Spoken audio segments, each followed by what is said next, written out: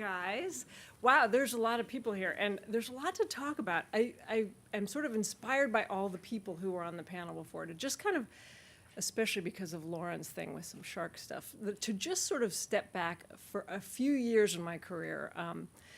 Just prior to this job, I actually ran National Geographic Studios. So I ran the film and the digital and the television for National Geographic for a few years. And before that, I worked at Discovery. And when I first showed up at Discovery, they gave me this assignment. They said, there's this long-running series. You have to do it this way. It's going to be this thing where it's great, people love it, it's kind of dropping off a little bit, but we want you to handle this and do it the way that it's always been done or else. That was Shark Week. They handed it to me and they said, you got to do it so that people are killed all the time by sharks. People are murdered. Sharks just float around looking for people to bite and eat. And I said, well, are the scientists actually saying that too? And of course, we know the answer to that. So the interesting thing, and this was just a way to think about things, because the truth is, and I think we're thinking about that a lot right now, is that fear is a really powerful vector of information into people's brains. That's why it leads on the local news, because I used to be a news person before I was that. That's why we put stuff like that on the news, because they want to get ratings. You get ratings when you tell people that there's something that's going to kill them. We have to fight that. That's what we're here for. And the truth is that there is another vector that, oh yeah, there I am. Anyway, there's another great vector that we were talking about before too, which is wonder and awe. And let me say a swear word, holy shit. Holy shit is an excellent vector into the human brain. So going back to Shark Week, one of the things that I did is basically said, well, first of all, sharks are awesome. Second of all, it happened to be the time when a Phantom camera, which as you guys know is 1,000 frames per second, we just built an underwater housing. So we could actually shoot sharks in slow motion. This is none of those pictures here. I wish I had it for you, but I don't, because I don't work there anymore. But shoot sharks in 1,000 frames per second and actually see them as individuals, which had never been done before. You pretty much only saw a great white shark if he was on an autopsy table.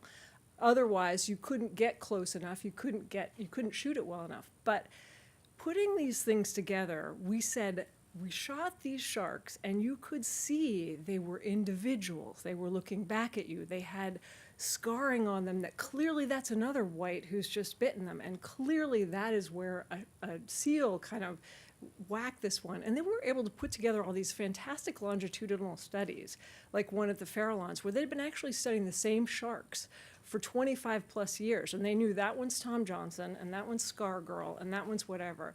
So we put all this stuff together and then made it happy. So Happy Shark Week is what I did with my marketing team. Happy Shark Week with all the scientists and saying, look at these unbelievably great creatures. They're so awesome. They jump out of the water, and now we can really see it. They do all these things that they do, and they are individuals who have their lives, and don't you love them? So what was great about that is we were able to connect people to this. And then people sort of said they wanted to get the Scar Girls tattooed on their arm, and they wanted to do all sorts of things. But the other thing we need to think about is with all this stuff, awareness is not enough. What do you get people to do when you got a bunch of people? What do you get them to do when you have their holy shit and you have their brain and you have captured them and they say, now what? So there's a lot of things you can do with people. We said, okay, don't eat shark fin soup. And everybody who wasn't Asian was like, check, no problem. And then we said, okay, if you are Asian, you have an Asian grandmother, and she really, really wants you to have that for your wedding soup, here's a little script of what to say to her. Grandmother, I love you so much. Thank you so much for actually, wanting to give my wedding health and happiness for me and everything. But here's a way that I just want to show you something and talk to you. So anyway, we made a bunch of things that were just kind of, here's little things we can do. We did partnerships with a bunch of people. And actually, I'm not saying that we did this, but everything helps. Shark finning is going down. It is going down. So everything can help. It can be something that's actually just fun, and people sit around and just eat Cheetos and watch Shark Week, and they don't even know they're helping, but they're kind of helping because they're waving the flag, or people down in Chatham who are standing there and saying, the whites are back, hooray! You know, we can't go swimming today, but here they are. Anyway, so a couple things are important. I think we're all talking about scale and getting to all of the little kids who have phones. And I have a 12-year-old daughter, so I have a Gen Z in my house. I just am not one. But seeing how they're just all on the phones all the time. But the interesting thing is, it's still true, and this is true for all media. I come from old media where we've sliced and diced every single thing, but it's still kind of the same stuff. What gets people's brains? We're still talking about brains and how do you get into them and how do you change them? And that is still emotion, it's story, it's pictures. It's a lot of things that National Geographic has really done well for a long time.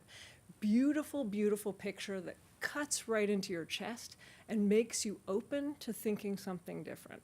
Same thing with a great film, same thing with a great story, same thing with a really fantastic tale of somebody who explored something and found something new that no one has ever found before. Stories are fantastic. Also, how can I use this? Utility is important on all these things. So this video I'll show you is an explorer who was working with blue tangs, and she's a young explorer who works with us. One of the 500 grantees we give every year, and we give a ton of grants to young people, and she's one of them that is our Young Explorer grantee. And when Finding Dory came out, she's like, you know, I've been working with these animals, and let's do something with this. Hang on, how do I tip this? Uh-oh. How is it just gonna play?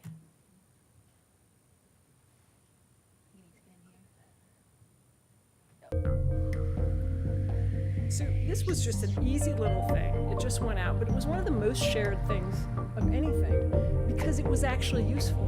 It was useful to people who thought about it, and they could share it with somebody else who might be thinking about something.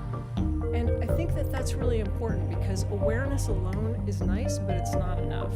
Emotion needs to be attached, utility needs to be attached. And people really want something to do. I mean, I think that, again, this is all Shannon's work and seeing it. And I think of all the little kids who've just seen Finding Dory and Finding Nemo.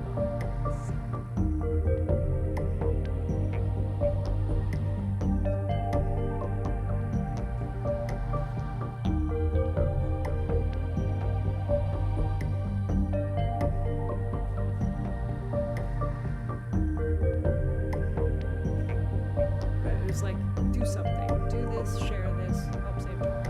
Really simple, not really that complicated, but really it's very, it's very useful. Another thing that I want to talk about quickly is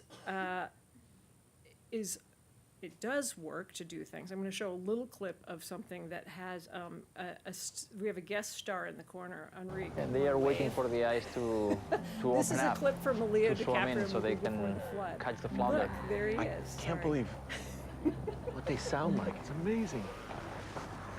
They're like purring. You know, I don't want to be in a planet without these animals.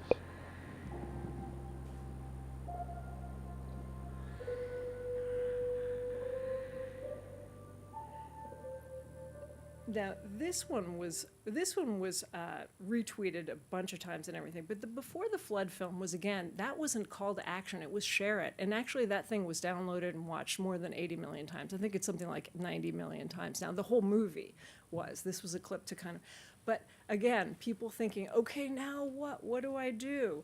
So I think that thinking about how do we do this? The next step is, and this looks weird, but the next step is, to me, is to think about how do we use video and use all these shareable things to get people in real life?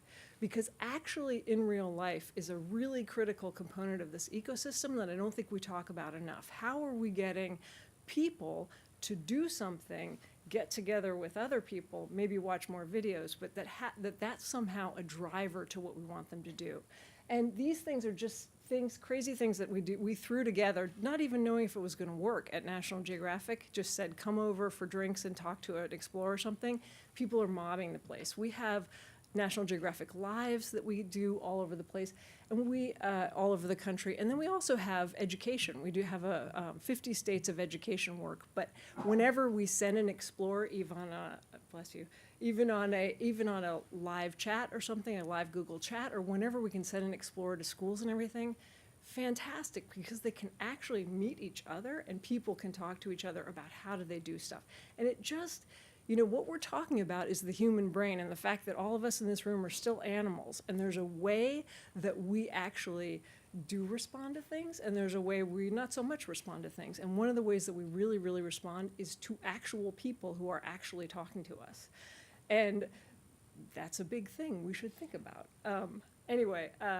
So this is a couple of other things we do. We do photo camps that are like sending kids out to actually start taking pictures and see the world through, taking, obviously photography and everything. But there's not just the picture that's the output there. It's the kid whose brain is actually being activated by looking at other people and thinking about this. So anyway, my final one is a little, oh no, did you put that one? Anyway, it's a little tiny thing of, hang on. It's a little video of another thing that we do. We put 100. I saw a snake, a turtle, and a nuke. I let the nuke crawl on my This hands is and a my bio arm. blitz when we send When the little nuke kids went out on my to arm, it tickled. parks. Just so ticklish. That's all I could say. I fell in the mud too. It was really gross. There were spiders and everything. Well, I first didn't like it, and then I loved it a lot. So it was very liberating going through the mud. My foot is stuck! Okay, ready? Just took a stick from the floor and kept on walking with it. Imani was very fearful of anything that flew or crawled. But now I'm not scared anymore. Anyway, this is a BioBlitz. Last year, 100,000 people joined us in BioBlitzes, which is something we do with a lot of other people too. But again, what we're all trying to do is get people, little kids, bigger kids, all kids, everybody, out into the world to love it so that we can take care of it. So anyway, that's what I got to say. Thanks.